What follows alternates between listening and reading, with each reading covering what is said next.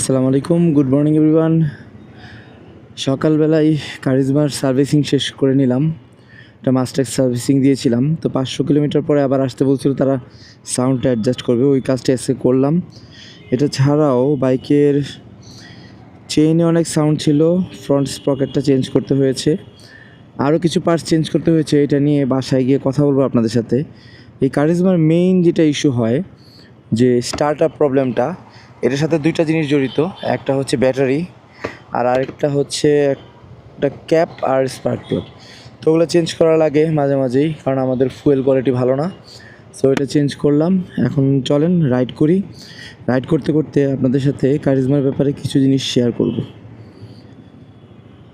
তো সাউন্ডটা একটু শুনি আজকে চেঞ্জ করার পরে।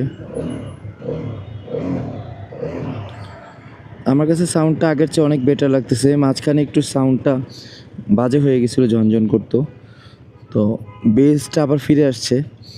আচ্ছা, বিসমিল্লাহির রহমানির রহিম, স্টার্ট করি রাইড। ঠিক আছে, তো প্রথমে আমি কিছুদিন আগে কারিজমার একটা ইস্যু নিয়ে পোস্ট দিয়েছিলাম গ্রুপে। সেটা হলো যে বাইকের ব্যাটারি নিয়ে, যে আমাদের কারিজমার জন্য যে বোল্টের ব্যাটারিটা পাওয়া যায় 7 সিরিজের, ওই ব্যাটারিটা খুব একটা পাওয়া যায় না। তো এটা একটা প্যারা, তো আপনাকে কোম্পানি থেকে নিতে হয়। আর যদি আপনি কোম্পানি থেকে না নেন, তাহলে আপনি একটু কম প্রাইসে ব্যাটারি পাবেন। কোম্পানির ব্যাটারিগুলো প্রাইস অনেক বেশি এবং লাস্টিংটা সেই সেম ব্যাটারির মতোই। সো এটা নিয়ে একটু মন খারাপ ছিল, এটা নিয়ে পোস্টও করেছিলাম, অনেকে রেসপন্স করছেন এবং হিরো থেকে আমাকে রিচ করে। তারা বলল যে এখনই নিটলের যে প্রিমিয়াম ব্যাটারিগুলো, ওগুলো কারিজমার জন্য না আসলেও এটা আসবে, যেহেতু তাদের হায়ার সিসির আরও কিছু বাইক আসতেছে। এক্সপালস 200 আসলো, এক্সট্রিম 250 আসবে, পরে কারিজমা 250ও আসার কথা। সো ওইটা নিয়ে আশা করি প্রবলেম সলভ হয়ে যাবে। এখন ওয়ালটনের একটা ব্যাটারি আমি লাগাই নিছি, ওটাতে সার্ভিস ভালোই পাচ্ছি। কিন্তু ব্যাটারির পাশাপাশি ওই যে ফুয়েল লাইনের কিছু জিনিসপত্র থাকে, এগুলো চেঞ্জ না করলে স্টার্ট আপের সমস্যা হবেই। এখন ওইটা গেল, ইস্যু সলভ হয়েছে আমার আল্লাহর রহমতে। এখন যে জিনিসটা ভালো লাগছে সেটা আজকে একটু শেয়ার করি, কারণ খারাপ লাগাটা সবসময় শেয়ার করলে হয় না। এই বাইকের যারা ওনার আছে বা যারা নিতে চান, তাদের হয়তো মনটা ভেঙে যায় বা খারাপ লাগে। সো ভালো লাগার দিকে আসি, যে কারিজমার সার্ভিসের ব্যাপারটা। তেজগাঁওতে আপনি কারিজমার অনেক ভালো সার্ভিস পাবেন, তাদের কাছে পার্টসও সবসময় অ্যাভেলেবল থাকে। আমি যখন এই বাইকের সার্ভিসিংটা করাই, তখন আমার হেডলাইটে একটা ইস্যু ধরা পড়ে।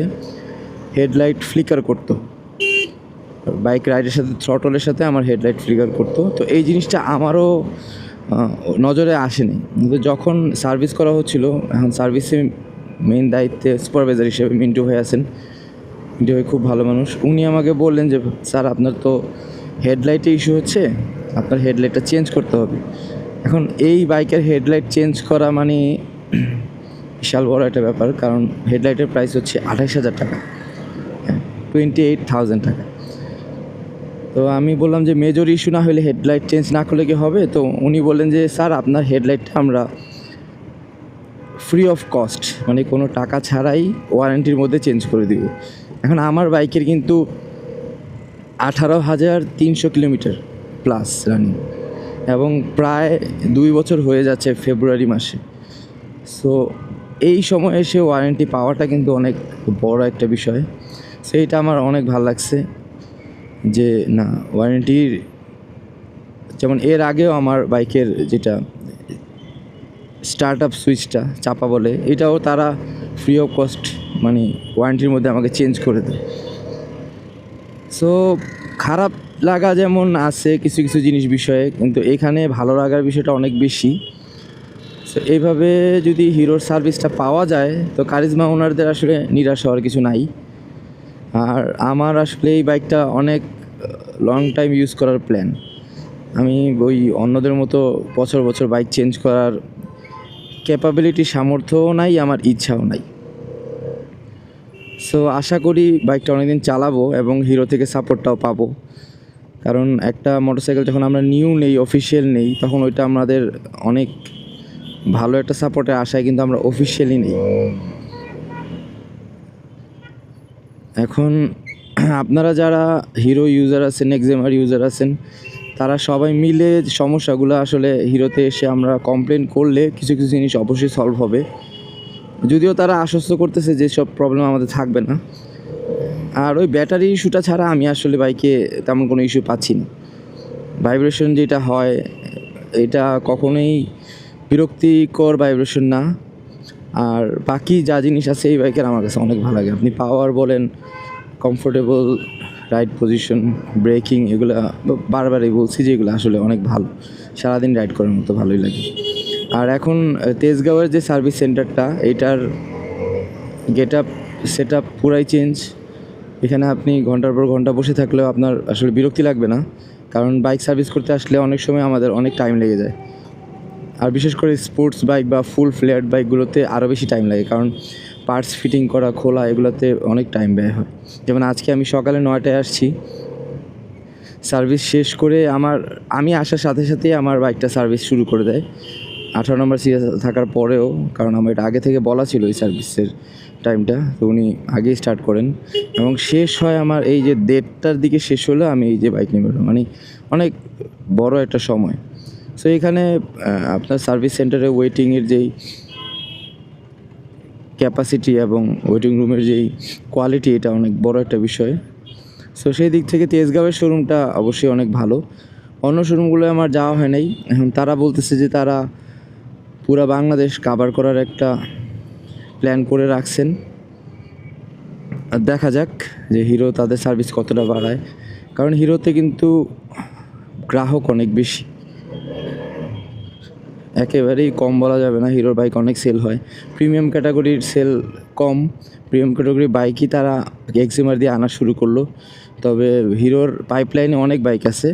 তো আশা করি যে এই প্রিমিয়াম সার্ভিসগুলো ওরা অনেক উন্নতি করবে। এখন আমরা রাইডার ওনার হিসেবে এক্সপেকটেশন রাখতে পারি এবং তাদের সাথে আমরা আমাদের প্রবলেম নিয়ে কথা বলতে পারি। একটা বাইক কেনার পরে কিন্তু এর বেশি আমাদের করার ক্ষমতা থাকে না। আর বাইক নিলাম, বাইকের বদনাম করলাম, তারপরে বাইকটা অর্ধেক দামে বেচে দিলাম, তাহলে তো লাভ হলো না, আপনারই লস। কোম্পানিরা গালাগালি করেন বা যাই করেন, কোম্পানি কিন্তু ব্যবসা করে যাচ্ছে। আর আরেকটা জিনিস, এটা আসলে নর্মাল আমার কাছে মনে হয় যে এই বাইকের হেইটার বাইক ওনারের চেয়ে যারা বাইক কিনে নেয় তারা বেশি।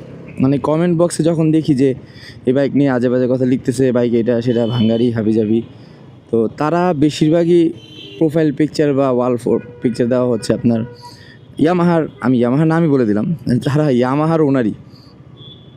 আমি নিজে প্রথমে ইয়ামাহা ইউজ করছি FZS ভার্সন 3, আরামদায়ক, কমফোর্টেবল বাইক, অনেক স্মুথ, কিন্তু এত আন্ডার পাওয়ার্ড প্রাইসের সাথে এই বাইকের আপনি কোনোভাবেই মিলাতে পারবেন না যে এই প্রাইসে এরকম একটা বাইক তারা দিচ্ছে। তারপরে এটা জনপ্রিয়তা অনেক বেশি, মানুষ ওই যে ব্র্যান্ড ভ্যালু করে, তো ব্র্যান্ড ভ্যালুর মূলা ঝুলায় আমাদেরকে তারা ইচ্ছা মতোই খরচ করাচ্ছে। দেখেন, কারিজমা 4 লাখ টাকা দাম একটু বেশি, এটা আমিও মানি। কারিজমা 4 লাখ টাকার দাম ধরার কারণ হচ্ছে আপনি 7 লাখ টাকা দিয়ে ইয়ামাহা কিনতেছেন দেখি। আপনি 7 লাখ টাকা দিয়ে একটা 150cc R15 কিনবেন, তো সেই সুযোগে অন্য কোম্পানিগুলো এইসব বাইকের দাম বেশি রাখবে। তো বলবেন যে কী বাইক কিনবো? আরে ভাই, R15-এর যে পাগলামি আপনারা দেখান, এটা মোটেও 7 লাখ 7.5 লাখ টাকার বাইক না। এটা আপনারা যারা কিনতেছেন, আমার টাকা আছে, আপনাদের কিনতেছেন ভাই, আপনার টাকা, আপনি যা ইচ্ছে তাই করবেন। এই যা ইচ্ছা তাই করতে গিয়েই বাকি মানুষের আপনারা বাসটা দিতেছেন, এইটা হলো আসলে ফ্যাক্ট কথা, স্বীকার করেন না করেন। সো আজকে এইটুকুই কথা। সার্ভিস যতটুকু পেয়েছি আমি আসলে আমার অনেক ভালো লাগছে। মিন্টু ভাইয়ের ব্যবহার অনেক ভালো, ম্যানেজার যারা ছিল ওরা অনেক হেল্পফুল ছিল আজকে। আর আমার ওই ইস্যুটা নিয়ে অনেকেই রিচ করছেন, তাদেরকেও ধন্যবাদ। আর বড় ভাই ব্রাদারও আছেন যারা, তারাও অনেক আশ্বস্ত করছেন, তাদেরকেও থ্যাঙ্কস। আর যারা অলরেডি কারিজমার বিভিন্ন রকমের ট্যুর দিয়ে থাকেন, তারা আপনাদের অভিজ্ঞতাগুলো একটু শেয়ার করেন আমাদের সাথে, তাহলে আমাদের একটু আশ্বস্ত লাগে। তো ঠিক আছে, সবাই ভালো থাকবেন, আল্লাহ হাফেজ, পরে আবার দেখা হবে ইনশাল্লাহ।